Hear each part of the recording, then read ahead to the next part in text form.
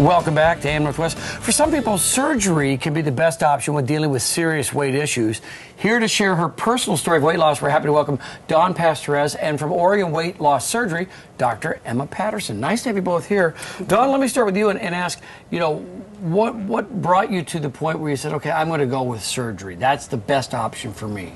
Well, I had battled with overweight for most of my life, various periods where I'd been thin and very athletic or whatever. So at one point when I found myself at about 150 pounds overweight, it just became very difficult to continue along diets and physical trainers and all of the things I tried up to that point that hadn't been successful. Obviously that process wasn't working, so I decided that I needed to look into some other processes. We're looking at pictures of you before. When you look at those pictures, it must just kind of bring it back. Does it make you sad? And yes. Is that a different person? Yes. Well, it's interesting because when I look at this picture right here, I never even saw myself looking that way when I looked that way. I felt like a thin person trapped in a fat body. Gotcha. So sometimes I'd walk by the mirror at the mall or something and I'd think, who's that lady? Oh yeah, that's me. So why did you end up choosing gastric bypass then?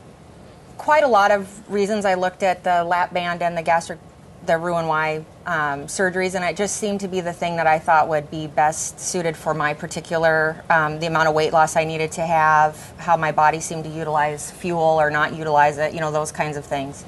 So I just thought that, I wanted to be a mom for the long run, and being overweight like that wasn't going to get me there. So it just ultimately made that choice, and it's the best one I've made. That's great. Look at that. Look at that. You look fantastic. Dr. Patterson, I imagine you hear these stories often. Explain for our viewers what gastric bypass surgery is. Well, gastric bypass, it's what it sounds like, that we make the food bypass most of the stomach.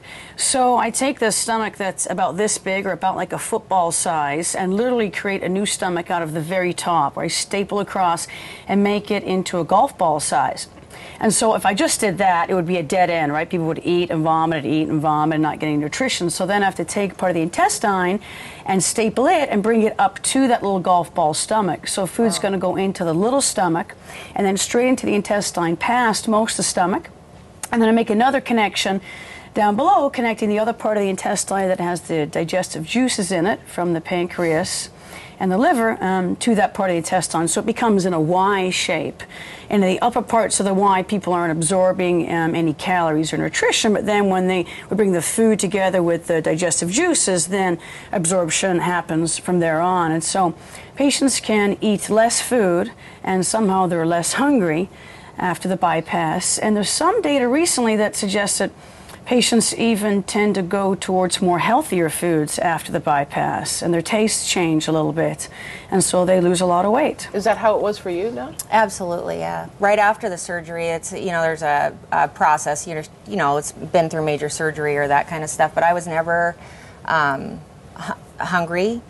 When I began to get hungry, because you're eating an ounce at a time. I mean, initially right after the surgery, but now I eat a regular amount of I would say it's a kid-sized portion amount of food. And this was 8 years ago, right? Right. Wow. And you've kept it off. Right. Yeah, you look great. I would imagine that after this, you've got to change your eating style, right? You're eating less.